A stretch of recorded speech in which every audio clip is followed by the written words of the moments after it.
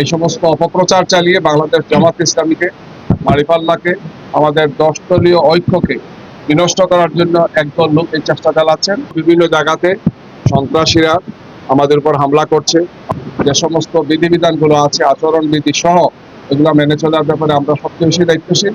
ভয় ভীতিমুক্ত, সন্ত্রাস মুক্ত একটি নির্বাচন আমরা আশা করি। যে ভোটারদের আহ্বান জানাচ্ছি, আসুন আমরা একটি সুন্দর নিরাপদ বাংলাদেশ গড়ার ক্ষেত্রে সবাই এগিয়ে আসি।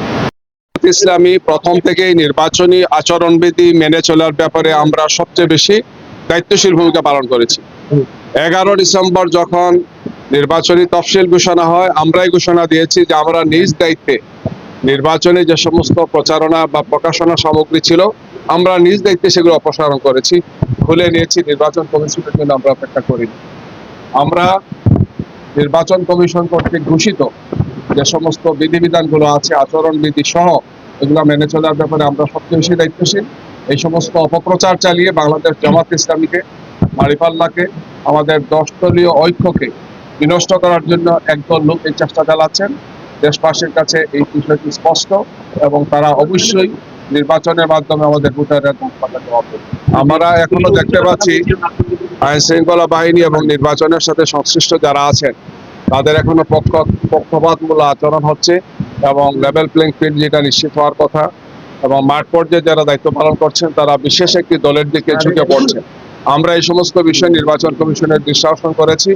আমরা এটাও বলেছি যে আমরা এই সমস্ত কর্মকর্তা যারা পক্ষপাতদুষ্ট আচরণ করছেন, আমরা প্রয়োজনে তাদের তালিকাও একসময় জনসমক্ষে প্রকাশ করতে বাধ্য হব, যদি তাদেরকে নির্বাচন কমিশন যথাযথভাবে দৃষ্টি আকর্ষণ করতে, নিরপেক্ষ হতে তাদেরকে বাধ্য না করে। আমরা অবশ্যই জনগণকে আপনাদের মাধ্যমে সেটা জানাতে সময় পাবো। একজন বিশেষ দলের পক্ষ থেকে সন্ত্রাসী লেলিয়ে দেওয়া আছে আমাদের নারী ভোটারদের উপর। আমাদের নারী কর্মী যারা ছিলেন, আমাদের পুরুষ ভোটার যারা আছেন বা আমাদের দায়িত্ব যারা পালন করছেন, গতকালকে রাতে এই ধরনের দুর্ঘট ঘটনা ঘটেছে এবং এরা আহত অবস্থায় হাসপাতালে আছেন। আমরা এই ব্যাপারে বক্তব্য দিয়েছি, আহতদেরকে দেখতে দিয়েছি এবং আমরা আশা করছি যে এই ঘটনা ওকে। জামাত ইসলামের বহুল কাঙ্ক্ষিত যে প্রতীক, দাড়িপাল্লার প্রতীক, আজকে আমরা সেই দাড়িপাল্লার প্রতীক গ্রহণ করেছি রিটার্নিং কর্মকর্তার মাধ্যমে।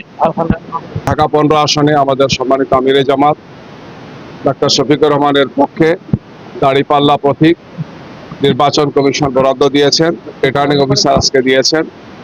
আমরা সেটা আজকে গ্রহণ করলাম। আপনাদের মাধ্যমে আমরা দেশবাসীকে মোবারকবাদ জানাচ্ছি। আমরা আশা করছি যে আগামী 12 ফেব্রুয়ারি যে নির্বাচন, অত্যন্ত গুরুত্বপূর্ণ এই নির্বাচন, যে নির্বাচনে ত্রয়োদশ জাতীয় সংসদের প্রার্থীরা অংশগ্রহণ করবেন, একই সাথে এই নির্বাচনে আমরা গণভোটের মাধ্যমে দীর্ঘ সময় নিয়ে যে সংস্কার প্রস্তাবটা পাশ হয়েছে সেটার আইনি ভিত্তি হবে, সেটা বিজয়ী হবে হা ভোটের মাধ্যমে ইনশাআল্লাহ। আমরা দেশবাসীকে এবং প্রবাসী যারা আছেন আমাদের ভাই এবং বোনেরা সবাইকে আহ্বান জানাচ্ছি, আগামী নির্বাচনে অংশগ্রহণের মাধ্যমে আমরা একটি সুন্দর, নিরাপদ এবং মানবিক বাংলাদেশ গড়ার দিকে আমরা এগিয়ে যাই। আমরা আশা করব যে এই নির্বাচন সুন্দর, শান্তিপূর্ণ হবে, সন্ত্রাস মুক্ত, ভয় ভীতিমুক্ত একটি নির্বাচন অনুষ্ঠিত হবে ইনশাআল্লাহ। যদিও বিভিন্ন জায়গাতে সন্ত্রাসীরা আমাদের উপর হামলা করছে, আমাদের নেতা কর্মীদের উপর হামলা করছে, নাজেহাল করছে। গতকালকেও ঢাকা 15-তে এই ধরনের একটি ঘটনা ঘটেছে, আপনারা জানেন। আমরা নির্বাচন কমিশনকে, রিটার্নিং অফিসারকে এগুলো জানিয়েছি এবং আমরা আশা করব যে ভবিষ্যতে এই ধরনের কোনো কর্মকাণ্ড যাতে না ঘটে। এক্ষেত্রে আইন শৃঙ্খলা বাহিনীর সাথে যারা আছেন, নির্বাচন অফিসার যারা আছেন, মাঠে যারা দায়িত্ব পালন করছেন, তারা এই সমস্ত বিষয়ে যথেষ্ট দৃষ্টি দেবেন, যথাযথ পদক্ষেপ গ্রহণ করবেন। আমরা একটি সুন্দর, শান্তিপূর্ণ, ভয় ভীতিমুক্ত, সন্ত্রাস মুক্ত একটি নির্বাচন আমরা আশা করি। যে নির্বাচনে দেশবাসী অংশগ্রহণ করবেন, যেহেতু 14, 18 এবং 24 নির্বাচনে এই জাতীয় অংশগ্রহণ করতে পারেনি, এই জন্য আগামী নির্বাচনটি যাতে সুন্দর এবং সুষ্ঠু হয়, এক্ষেত্রে নির্বাচন কমিশনকে লেভেল প্লেইং ফিল্ড নিশ্চিত করা, চিহ্নিত সন্ত্রাসীদেরকে গ্রেফতার করা, অবৈধ অস্ত্র উদ্ধার করা সহ যারা নির্বাচনে অংশগ্রহণ করেছেন তাদের নিরাপত্তা নিশ্চিত করা, বিশেষ করে বাংলাদেশ জামাত ইসলামীর আমিরে জামাত সহ আমাদের শীর্ষ নেতৃবৃন্দ সহ দেশবাসী সবাইকে যথাযথ নিরাপত্তা দেওয়ার জন্য আমরা নির্বাচন কমিশন এবং অন্তর্বর্তীকালীন সরকারের সাথে সম্পৃক্ত যারা আছে তাদেরকে আমরা আহ্বান জানাচ্ছি।